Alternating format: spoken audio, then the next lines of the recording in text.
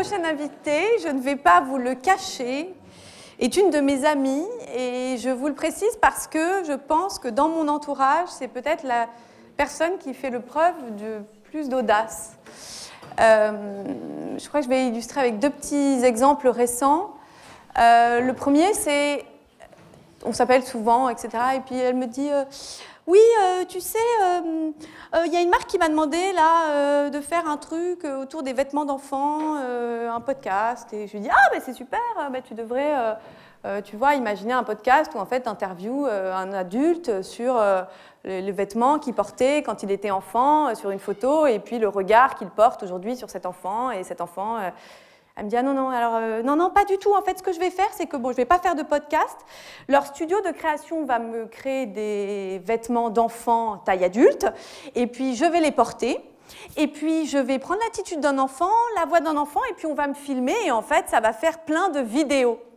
Et donc, moi, j'étais quand même très loin du compte de l'audace, avec ma petite idée de podcast ridicule. Et évidemment, la marque de vêtements pour enfants a dit oui. Sinon...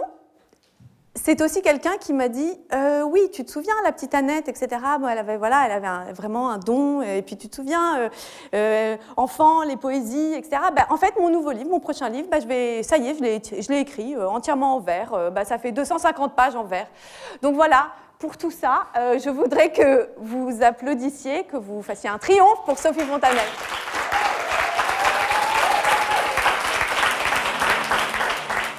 Tu te mets là? Hein, je me mets où, moi ? Là, c'est bien là. Comme ça, c'est bien centré. Enfin, ce que j'ai voulu dire avec des mots un peu, des petites anecdotes et des choses très personnelles, c'est qu'en gros, il n'y avait absolument jamais de moment où, pour une question de genre, d'âge, de case, tu ne te posais la question de savoir si ce que tu allais faire était possible ou impossible. Et parce que je me suis déjà jamais demandé tellement ce que c'était mon genre, alors que je ne suis pas non plus... gender fluide, je continue de rêver de Cary Grant, mais je ne me suis jamais posé cette question. Et j'ai été confrontée très vite à... moi aussi, je pense qu'être une femme, c'est un atout. Mais j'ai été confrontée très vite à des réalités où en fait, voilà, j'ai vu ce fameux plafond de verre, quoi, je l'ai vu très vite. Mm. Et du coup, en fait, ce qu'il y a, c'est que quelle que soit notre ambition, quel que soit notre talent, etc., on se rend compte quand même qu'on vit dans une société qui, finalement, veut un peu nous empêcher d'avoir de l'audace. Alors, nous deux, on a souvent des conversations sur les mots, et on peut passer longtemps, faire des détours, etc., mais on arrive souvent à des conclusions. On peut en faire un peu, là, si tu veux. On peut s'attarder un peu sur le mot. Il est mis partout, c'est ça que tu voudrais faire ? Et donc, je me disais que toi... Tu es pas forcément... Qu'est-ce que tu penses de... Il y a des mots que tu préfères peut-être par rapport à audace ? Mais je l'aime bien, audace, et je trouve qu'il est fantastique. Et puis, il y a quelque chose qui me plaît, c'est que j'aime bien qu'il soit lié à quelque chose de féminin. Parce que moi, c'est très rare qu'on me dise d'un homme, il a de l'audace. Hein. Enfin, ça arrive. Oui. Mais c'est vraiment devenu, peut-être grâce à tout le travail fait par ce bol de Woman Award, mais c'est devenu vraiment, l'audace, c'est quelque chose de... C'est lié à une forme de témérité chez les femmes. Et moi, en fait, évidemment, je me reconnais dans ce mot, mais... moi, je travaille, il faut déjà que je dise, mon secteur est très particulier par rapport à tous ces gens. J'écoutais. Non, mais c'est de ma faute. J'ai complètement oublié, c'est moi. C'est un secteur très très artistique. Comment ? C'est un secteur très artistique. Non, mais surtout, comme tout le monde te connaît, je t'ai même pas présenté. Je sais pas, dans ma tête. Bon, Sophie est écrivain, critique de mode et tout un tas d'autres choses, évidemment. Pardonnez-moi. Non, mais c'est pas grave. Je me suis pas dit que tu le faisais pas. Mais c'est que je suis dans un secteur. C'est pour ça que je trouve c'est intéressant à la fin d'arriver avec quelqu'un qui fait pas spécialement de l'argent, parce que c'est ce que je disais là. Je parlais avec quelqu'un que je connais. Je lui disais, mais en fait, pour moi, la réussite n'est pas liée à l'argent. C'est complètement fou puisqu'on est un entrepreneuriat. Bah pour moi, on peut être un entrepreneur, ce que je suis un entrepreneur d'une certaine manière de mon ego et de ma créativité, si on le dit très clairement. Il y a même des gens qui disent que c'est très narcissique et tout ça, why not ? Mais mon but n'est pas de faire tant d'argent que ça. Mon but, c'est d'être indépendante, c'est de jamais me retrouver, parce que ça m'est un tout petit peu arrivé à des moments... peut-être coincé dans une maison de vacances où tout d'un coup il y avait quelqu'un qui était un homme ou une femme qui décidait de ce qu'on faisait, et j'ai tellement pas supporté que je me suis dit non, il faut toujours que je puisse louer la maison, avoir la voiture, partir, Et puis éventuellement, si jamais je fais fortune, avoir un hélicoptère pour partir, mais c'est pas écologique. Donc, j'étais confrontée, en fait, mon travail, tu vois, Lisa, mais tu sais très bien, mon travail est très particulier, mais il concerne beaucoup de monde, parce qu'il y a plein de gamins qui arrivent et ils sont créatifs. Et quand on est créatif, il faut de l'audace, et moi, c'est pour ça que dans mon idée, j'aime beaucoup le mot hardiesse, parce qu'en fait, j'aime bien l'idée chevaleresque. Pour moi, c'est homme et femme, hein, l'idée de quelque chose de sublime qu'on veut faire. Parce qu'en fait, moi, je ne pourrais pas. Même, je parlais avec Jean-Marc, il me demandait les photos que je fais devant mon miroir, pour ceux qui savent. Il me demandait ce que c'était, la raison. Ben, c'est de la hardiesse. C'est-à-dire, à un moment donné, je dis, voilà, moi, je suis née en 1962, j'ai 58 ans. Quelqu'un m'a dit, arrête de le dire. C'est quand même amusant, notre société. Mais je ne vais pas le dire souvent, parce que dans un an, il faudra que je dise 59. Et voilà. Et donc, je me mets devant le miroir, et je le fais. Après, on me dit c'est narcissique. Donc, vous voyez toutes les barrières qu'on a, parce que les femmes, on est toujours suspectées de narcissisme. Hein. Un type, il a le melon, mais nous, on est narcissique. Et donc, je me mets devant mon miroir pour dire, voilà, ok, tu les vois, les mannequins dans les magazines, j'adore ça et tout ça. Enfin, les magazines, j'en lis plus beaucoup, mais j'ai adoré ça. Je les vois, je les regarde partout, mais à un moment donné, une femme, c'est autre chose aussi. Eh bien, regarde, voilà. L'autre jour, j'ai fait une photo de moi en maillot de bain, parce que j'ai acheté un maillot de bain, enfin on m'a offert un maillot de bain, parce que j'ai des avantages énormes, et on m'a offert un maillot de bain, et évidemment il fallait faire un post, terreur à la maison, parce que si vous voulez, je me mets, bon là on ne se rend pas compte, vous vous dites, elle est sublime, mais en fait, quand je suis en maillot de bain, évidemment il y a quand même un peu le charpeil, enfin c'est normal. Et donc j'étais là, et puis j'ai fait tellement de photos, je jure que je n'ai pas mis de filtre, que j'ai fini par en faire une super réussie, surtout qui était 5h du mat, la folle. Et donc il y avait un peu de pénombre, enfin bon, elle était bien. On parlera, je ne sais pas si tu as l'intention d'en parler, des gens qui te barrent ton audace, quoi, tu vois. Parce oui, fait, complètement, oui. Tu vois, c'est que j'ai fait ça, j'étais tellement contente. Moi, je vis seule, j'étais seule chez moi, je fais ça. Où est le problème? Il y a 800 commentaires, il y a 20 000 likes, je ne sais plus combien. À un moment donné, je suis contente, j'ai fait ma photo. Je sors, le fleuriste me fait « Oh là là !» Donc je me dis « Ah oui, quand même, tout le monde l'a vu. » Et mon frère, je vais en week-end chez mon frère, pour vous dire les barrières de l'audace. Elle sait ça, elle. C'est pour ça qu'elle me regarde en se marrant. Hein? Et donc, ton frère? J'arrive et mon frère avait fait une sortie à la photocopieuse de la photo de moi. Il avait mis des petites chandelles autour. Et en Normandie, il m'a dit, voilà, puisque tu te la racontes complètement, tu es ridicule. Tout le monde, alors les gens en bas à l'épicerie m'ont dit, elle ferait n'importe quoi pour se vendre. C'est qu'en fait, je vois bien la barrière. C'est-à-dire qu'en fait, et c'est là que ça commence, l'audace, en fait. Oui. Elle commence, je ne sais pas comment le dire. L'audace, c'est pas d'avoir fait la photo. L'audace, c'est ce qui vient là, au moment. Ce qui vient après, oui. Et l'audace aussi, les barrières, c'est aussi des petites barrières qu'on se met soi-même.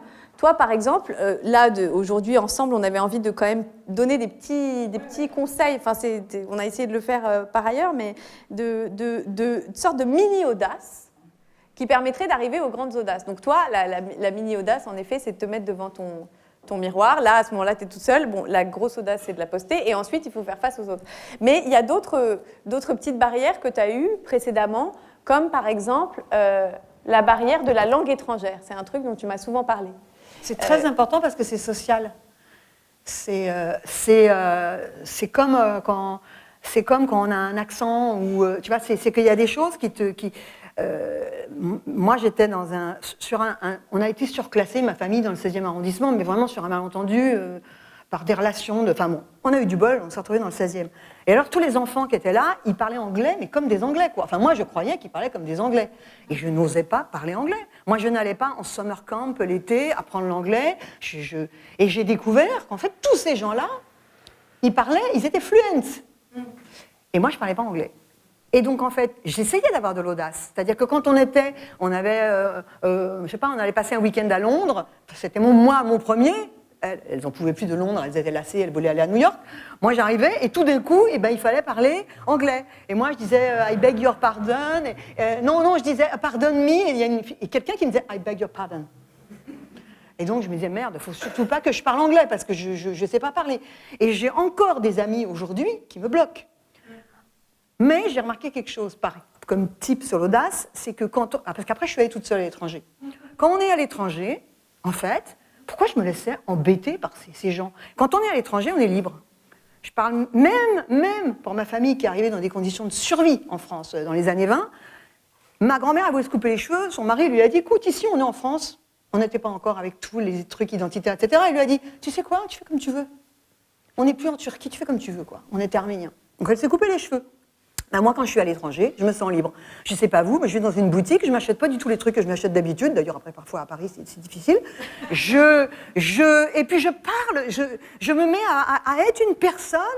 Donc, je me dis, quand j'ai commencé dans le travail, avec ma créativité, j'ai dit, j'ai qu'à imaginer que je suis à l'étranger. Alors, il y avait une façon de le faire, c'est que j'étais comme une étrangère, dans ma tête. Et puis après, je me suis mise à me dire, ça va pas, c'est pas assez fort. Mais vous allez vraiment vous dire que mes conseils sont nuls, mais je me suis dit, j'ai qu'à parler anglais toute seule à la maison. Et j'ai imaginé que j'avais ma vie quand je me levais le matin dans mon salon. En fait, c'était un peu Hollywood, on discutait. Hi guys, you're there. I'm glad you could make it, et tout ça. Et je me suis entraînée à parler anglais, ce qui a fait que le temps a passé. J'ai écrit un livre des années plus tard. Et ça s'appelait L'Envie. On m'a dit, il va être traduit aux États-Unis, mais ils veulent s'assurer que tu es fluente. J'ai dit, mais je ne suis pas fluente, à part toute seule chez moi. Donc ils m'ont dit, il faut que tu sois fluente, c'est là maintenant que tu es fluente. Et tout d'un coup, j'ai parlé avec des gens, en plus, comme elle disait, là, sous la pluie, des Américains, je comprenais encore moins. Et quand ça me parlait, et je me suis mise à parler, je me suis dit, je suis la duchesse du Devonshire, quoi. J'étais in my book, the topic, tu vois. Et je me disais, mais n'importe quoi. Et je pensais à Jane Birkin. Vous voyez, je pensais à Jane Birkin, je me disais, mais elle, en fait, elle fait plein de fautes et tout le monde s'en fout. Je pense qu'en fait, on parle de rôle modèle, puisque on a parlé de rôle modèle, à chaque fois, ça revenait. C'est très important, les rôles modèles. Et moi, il y a des gamines qui m'écrivent en disant, vous êtes mon rôle modèle. Il y en a très peu, donc je suis hyper contente, hyper fière. Et Jane Birkin, c'est un rôle modèle. Voilà, c'est un vrai rôle modèle. Après, il y a des gens qui m'ont dit, oui, alors vraiment, après toutes ces années en France, c'est du maniérisme. Il y a des jaloux. Mais en vrai, c'est un rôle modèle, parce que tout d'un coup, la fille, on voit bien qu'elle est sublime, mais elle est profondément honnête. On rêve d'être comme ça, en fait. Elle est profondément là, complètement elle-même, partout. Voilà, maintenant, je parle anglais comme Jane Birkin. Mais c'est vrai que c'est bien d'entrer, parce que je t'ai vu faire encore récemment, et même des Américains à côté, à la table d'à côté, tu te lances, ça y est. J'ai plus de complexe, en fait. Mais c'est la même chose pour la danse. Par exemple, une fois, je suis allée au Brésil. Non, avant ça, j'ai une copine, elle m'a dit, on va apprendre la salsa. Alors nous voilà dans un club rue Mazarine, et puis elle apprenait la salsa. Alors je vais vous montrer, parce que c'est quand même amusant, je vais vous le faire quand même. Attends, je vais vous le faire. Donc on vous explique que la salsa, il faut faire 1, 2, 3, et puis après il faut reculer, il faut faire 1, 2, 3. Donc on était comme ça quand on ne sait pas. 3. Puis on fait comme ça. Et je n'y arrivais pas. Bon, j'étais rassurée parce que ma copine y arrivait encore moins que moi. Elle était comme ça, et puis elle reculait comme ça. Je suis rentrée à la maison, je me suis dit, c'est pas possible, j'enlève juste pour montrer, c'est pas possible, je peux pas être la personne qui n'arrive pas à danser. Et là vient la hardiesse, la témérité, le cran, en fait. C'est que tout d'un coup... L'intrépidité. L'intrépidité, tout d'un coup, je me suis dit, il n'y a qu'à imaginer qu'en fait, je sais déjà danser la salsa, et je veux l'apprendre à quelqu'un. Et je ne sais pas comment faire. Et donc, j'ai commencé à dire, voilà, cette personne, je vais lui dire, t'es comme ça, tu vois.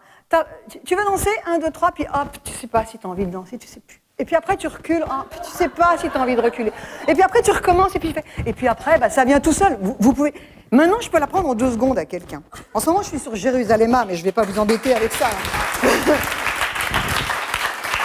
Non, mais... Lisa, c'est très important, parce que de quoi je parle là? On était tous assis. Le corps des femmes, il est en première ligne, en fait. Parce que c'est, tu parlais d'Aurélie tout à l'heure, le corps des femmes, on le regarde. Le corps d'une femme qui est belle, un corps, on le regarde quand il est mince, on le regarde quand il a des formes, on le regarde tout le temps, et on le regarde quand il vieillit, je suis bien passée pour le savoir, on le scrute pour regarder. Et le corps, il faut être à l'aise avec son corps. Et je vais vous dire quelque chose, on va un tout petit peu déborder de l'entrepreneuriat, parce que, sauf si je vais travailler chez Madame Claude, mais où je pourrais peut-être faire fortune s'il y a un des gars, j'ai vu qu'il y avait le booster de projet. Mais en fait, les femmes avec notre corps, enfin moi, ma génération, c'est pour ça que j'espère qu'il faut vraiment qu'il y ait que ça bouge, quoi. Sinon, il n'y en aura pas d'entreprise, en fait, si on ne bouge pas ça. Le but, c'est d'apprendre aux hommes que comme on fait nous, ça peut les sortir d'une ornière. Oui. C'est vrai en plus. Mais ça rejoint... Je vais en parler après.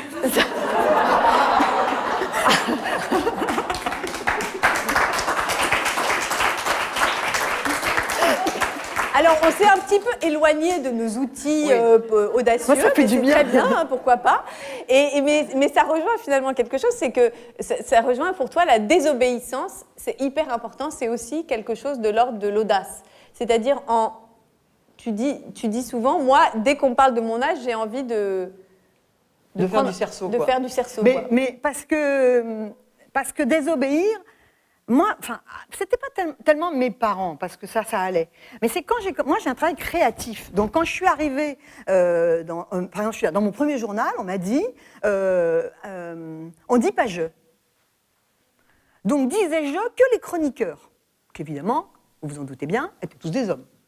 Donc, il y avait ce truc où en fait, il n'y avait que des choses qu'on n'avait pas le droit de faire, en fait. Et donc, j'ai désobéi, j'ai fait à mon idée. Et je me souviens très bien, quand je suis arrivée à Canal+, Canal+, vous voyez, c'est la chaîne moderne, tout va bien, c'est vraiment l'endroit créatif par excellence. Oui, à ce moment-là. Je suis à nulle part ailleurs, je vais y rester 5 ans tous les soirs à l'émission. Et bien, le premier jour, on m'a dit... Une femme, elle se fait belle pour passer à la télé. Donc, c'est très humiliant. Parce qu'on se dit, donc, en fait, comment je suis, c'est pas... Mais en fait, j'avais un pull noué à la taille. Donc, évidemment, j'ai enlevé le pull. Et puis, je l'ai remis.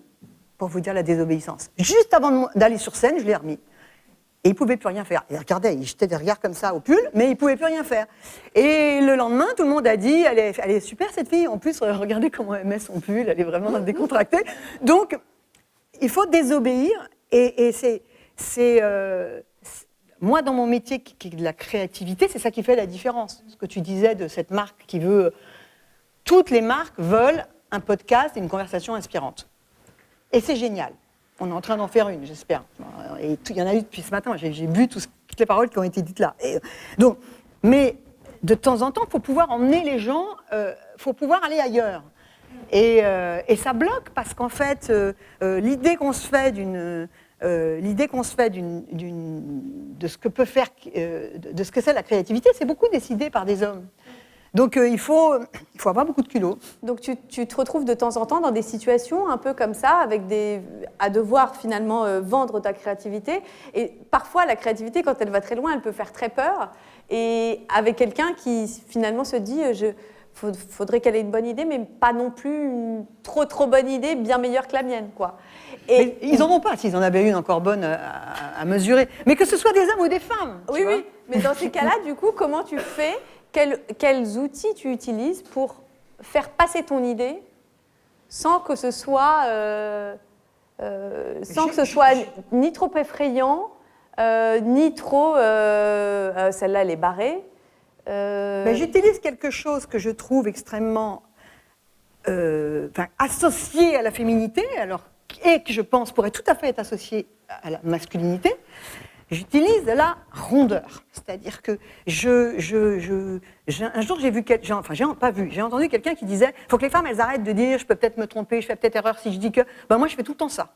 J'emmène l'autre, je laisse à l'autre, qui de toute manière est braqué déjà par le fait que je suis puissante, en fait.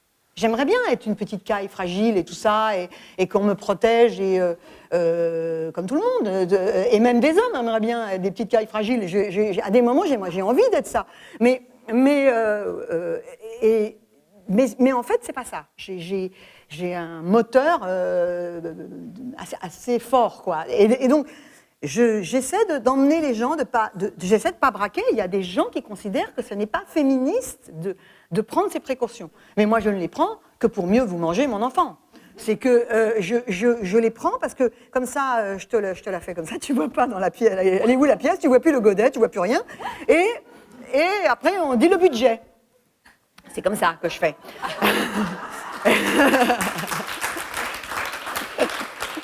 Mais c'est très important ce que tu dis, parce que c'est aussi un des points, et effectivement, les entrepreneurs ont quand même plus de facilité à en parler, mais il y a quand même la question, tu sais, on dit, Marion le disait tout à l'heure, les femmes doivent aussi parler d'argent. Et donc, ce sujet-là, il est fondamental. Donc, comment on fait ? Ben alors, chacun... Est-ce que c'est un sport, donc plus on en fait, plus on est entraîné, plus on y arrive ? Est-ce que ça recommence à chaque fois, on repart de zéro ? Alors déjà, pour commencer, moi j'ai entendu tout à l'heure que les femmes ne demandaient pas d'augmentation. Je pense que c'est dans les mondes où il y a beaucoup d'hommes. Moi j'ai travaillé à Elle, et j'étais directrice adjointe de la rédaction. Les femmes, elles venaient demander des augmentations. Mais peut-être parce qu'elles avaient affaire qu'à voilà, des femmes. Mais donc elles venaient. Oui. Et elles venaient, et qu'elles soient bonnes ou pas, exactement comme un homme, hein, qu'elles soient bonnes ou pas, elles venaient. J'ai beaucoup appris à Elle que sur soi-disant les femmes sont tendres, bah, pas du tout, soi-disant les femmes ne demandent pas d'augmentation. En fait, ça dépend un peu des univers, et un monde entièrement de femmes fabriquerait de la monstruosité, lui aussi, comme un monde d'hommes. Alors moi, pour l'argent, pendant longtemps, je ne savais pas trop comment faire avec l'argent, et puis un jour, j'ai compris. C'est marrant, c'est venu de gens, c'est venu quand j'ai compris, je travaille dans la mode, ce que c'était que la marge dans la mode. C'est-à-dire que vous savez bien qu'on pense tous, même moi, il n'y a pas longtemps, je le pensais encore, que vaut mieux quand on achète un t-shirt mettre un certain prix, parce que sinon il est fait par des ouvriers sous-payés, mettons, au Maroc. Ben, en fait, c'est pas ça l'histoire du commerce. C'est qu'il y a l'usine, elle fabrique des t-shirts et ils sont vendus à 6 € par des gens qui en achètent beaucoup, à 12 € par des gens qui en achètent un peu moins, à 200 € par... Et c'est le même t-shirt en fait. Pas avec la même étiquette, ou avec peut-être un bain différent à un moment donné. Donc en fait, j'ai compris qu'il y avait cette histoire de marge, que c'est pas vrai qu'il y avait une valeur si vraie aux choses, que tout était subjectif. Et que donc, quand j'étais devant quelqu'un, tout était question de la somme que cette personne était capable de donner au sortilège. Et c'est la même chose quand on pitch une entreprise, au sortilège que j'allais pouvoir opérer sur cette personne. Et là où j'ai un avantage en étant une femme, je pense, c'est pas que j'ai le sortilège, que je suis jolie, parce que ça, j'ai vu dès l'école qu'il y en avait des plus jolies. C'est pas ça. J'ai un sortilège que et je sais qu'il y a des gens que ça peut faire bondir, parce que c'est un truc féminin qui asservit la femme, et je n'ai pas honte, non pas de faire un charme sexuel du tout, c'est pas du tout ça, mais je n'ai pas honte d'ensorceler l'autre. Je n'ai pas honte je viens pas juste avec mon idée, en fait. Je viens avec mon idée et une aura de mon idée, voilà. Et ça, c'est quelque chose que les femmes, on a. Par la douceur avec laquelle... Alors, je sais, tout ce que je dis là, il y a des gens qui disent « Non, les femmes, elles ne sont pas forcément douces, etc. » Bon, celles-là, on voit bien qu'elles ne sont pas douces. Mais moi, je pense qu'on a ça aussi. On n'a pas que ça, on a ça aussi. Et du coup, je peux parler d'argent. J'ai un agent, il est là, mais qui en parle pour moi, mais on discute. Et d'ailleurs, il m'a énormément appris sur ce que ça veut dire l'argent. Et c'est pour ça que je vous dis, moi, j'entendais beaucoup parler d'entrepreneuriat. Quand je travaille avec le Bold Woman Award, et je vois bien la réussite des gens est beaucoup, beaucoup liée à l'argent, et c'est très important, et les femmes, elles vont prendre de la puissance comme ça. Mais il n'y a pas que ça, en fait. Il n'y a pas que ça. Et être entrepreneur, c'est aussi gagner suffisamment pour se faire une jolie vie. Et là, les hommes, ils font moins chier parce que c'est pas ça qu'ils cherchent. Et j'ai pas dit que c'était notre précaré, hein. Faut pouvoir faire les deux, en fait. Et pareil pour les hommes. Faut pouvoir, pour un homme, il faut qu'il accepte que il va pouvoir, il va pas manquer d'ambition, parce que son ambition va être juste d'être heureux dans son métier, quoi. Et ça arrive. Il y a de plus en plus d'hommes qui commencent à questionner ce que c'est que cette fameuse réussite. C'est marrant parce que finalement, c'est comme se donner une valeur à soi-même. Enfin, quand on doit soi-même dire ce qu'on va, contrairement à une entreprise ou quand on est entrepreneur, on doit dire, ben voilà, pour ça, je pense que ce serait bien. C'est un peu ce que toi tu fais, enfin que ton agent fait. Mais donc ça rejoint plein de sujets de confiance en soi, d'image qu'on a de soi. C'est une gestion de tout ce qu'on vient de dire là. c'est pour ça que je disais tout à l'heure, c'est pas le premier pas, c'est pas d'avoir de l'audace, c'est la gestion de ce qui est juste après. C'est-à-dire que pour être comme je suis, et moi je pense que plein de gens peuvent être comme moi, je suis prof à l'IFM, j'enseigne à des élèves et je les booste, ça s'appelle The Ego Academy, la classe, et je les pousse à être audacieux sur leur propre image. Et je dis, en fait, le problème de l'audace, c'est pas d'oser. Parce que en fait, si on vous demande, si on dit à tout le monde ici, tu vas sortir, tu vas sortir la nuit puis tu re-rentres, il y a plein de gens. À un moment donné, je pense qu'on peut le faire. En fait, beaucoup d'entre nous peuvent le faire, ou alors simplement aller se baigner nu à la plage. Il y a des gens. Mais après, c'est quand on sort de l'eau et qu'il y a quelqu'un qui vous regarde, c'est là où ça coince. C'est au moment où on est confronté au regard de quelqu'un qui, devant votre audace, a l'air de désapprouver. Exemple, le vin. Moi, j'y connais rien en vin, mais quand même, quand c'est bouchonné, je le vois. Et pendant longtemps, j'ai bu mon vin bouchonné. Et puis, même, j'ai laissé un pourboire, en fait, parce que j'avais peur. Et puis maintenant, je dis, il m'a l'air bouchonné. Et évidemment, il y a deux sortes de sommeliers, ou de serveurs, ou de sommeliers. Il y a celui qui est très très bien éduqué et qui le goûte et qui dit qu'il est bouchonné. Il y a celui qui le goûte, qui voit qu'il est bouchonné, mais qui est humilié. Et qui dit qu'ils ne sont pas qu'il est bouchonné, mais puisque c'est comme ça, il va quand même donner une autre bouteille. Donc en fait, le deuxième cas, parce que c'est pour ça qu'on n'a pas d'audace, je me dis, il va me tuer en fait. Il va me tuer, je vais mourir parce que j'ai osé l'ouvrir. Et la prochaine fois, je ne le dirai pas. Et la prochaine fois, je ne le dirai pas. Et donc, une fois, ça m'est arrivé, c'est ça que je vous le dis, j'ai eu ça et j'ai dit au sommelier, mais il est certainement pas bouchonné, mais j'ai tellement... C'est un fantasme, j'adore voir les sommeliers boire. Et donc, il était déconcerté. Ah, mais là, c'est le fameux « je t'envoûte, je te retourne ». Voilà. Il faut empapaouter. Empapaouter, ça c'est un des conseils à noter. Et c'est vrai que les femmes, c'est vrai que ce qui nous rend, en fait, il y a un truc dont on ne parle pas, et qui nous rend, qui est si compliqué pour les femmes, c'est que toutes les femmes, j'ai l'impression qu'autant qu'on est là, on est toutes d'accord pour dire qu'on est là, on arrive avec nos arguments, notre valeur, notre enthousiasme, etc. Et vous savez toutes, qu'il y a aussi d'autres femmes qui, elles, arrivent, moi j'ai vécu ça à Canal+, alors elles n'ont pas de personne, sauf d'une certaine manière, elles arrivent, elles sont sublimes, le patron dit, il fait beau, elles font, ah, c'est complètement dingue, mais j'avais pas remarqué, etc. Et toi tu te dis, mais il va voir qu'elle est gourde. Ben non, elle a une promotion. Donc on sait très bien, elle n'est même pas canapé, hein. C'est juste qu'il y a des femmes qui n'ont pas parlé comme ça, donc on est complexé sur ce qu'on a d'extraordinaire en fait. Moi, je pense que les hommes, ce qu'ils ont d'extraordinaire en eux, c'est quand ils sont, c'est quelque chose de chaleureux.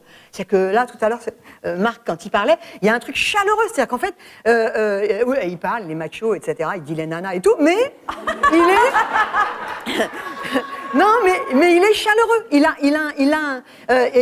Et quand il parle de cocon, de trucs, je comprends, parce que c'est pas paternaliste en fait. J'ai vu qu'il y avait un papier, celui qui disait le papa cool, etc. Mais non, c'est beaucoup mieux.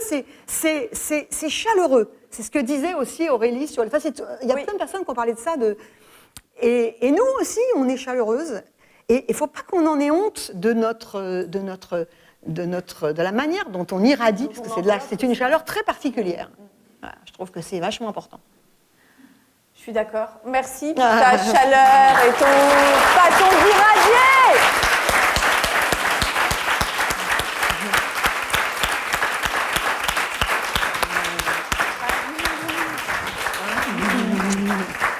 Est-ce qu'on est bien? Ah bah vous voulez il y avait une question. Bah oui, évidemment qu'il y a des questions. On avait faim.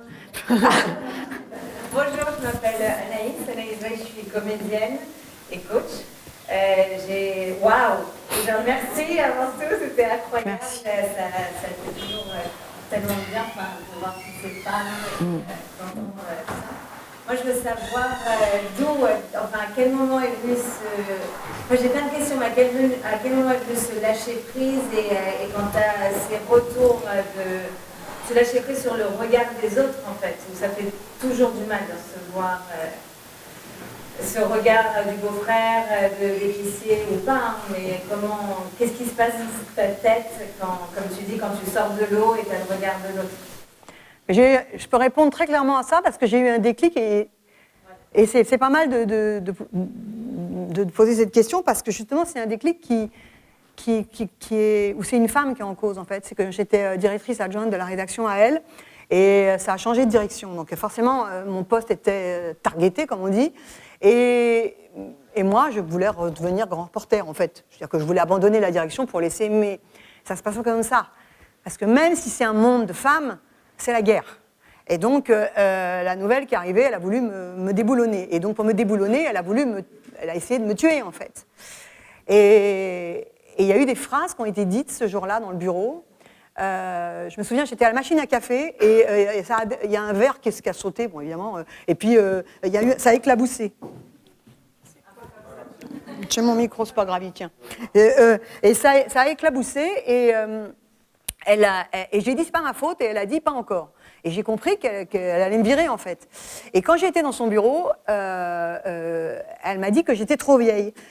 C'était il y a 6 ans. Et elle m'a dit que c'était les gens, ils pouvaient, dans un journal de mode, il fallait qu'il y ait des jeunes, etc. Et en fait, cette femme, elle ne le sait pas, mais elle m'a donné des ailes. J'ai pleuré en sortant, évidemment. Hein, j'ai pleuré chez l'avocat. Hein. Je n'avais pas encore l'argent. Hein. Mais j'ai vraiment pleuré parce que je me suis dit... et je me suis regardée en me disant... J'avais l'impression d'être très, très, très vieille. En plus, vous savez, quand on arrive à un truc comme ça, c'est toujours le moment où on se luxe un poignet, etc. Enfin bon, c'était la misère. J'étais vraiment un vieillard devant mon miroir. Là, je ne pouvais plus faire aucune photo. Et je me suis dit, où tu es, cette personne? Que cette personne veut que tu sois? Ou tu es quelqu'un d'autre? Et j'ai commencé les photos devant le miroir à ce moment-là. C'est que je me suis dit, mais je ne vais pas me laisser faire, quoi. Je ne vais pas me laisser faire. Et en plus, les femmes, il y a un côté comme ça, c'est comme un... je me suis dit, ça va être utile, parce que les femmes, il faut qu'elles comprennent que quand on passe un certain âge, on ne tombe pas dans un trou, en fait. Ni un trou du look, ni un trou... Et puis, de toute manière, et même si c'était un trou de la séduction, genre la séduction,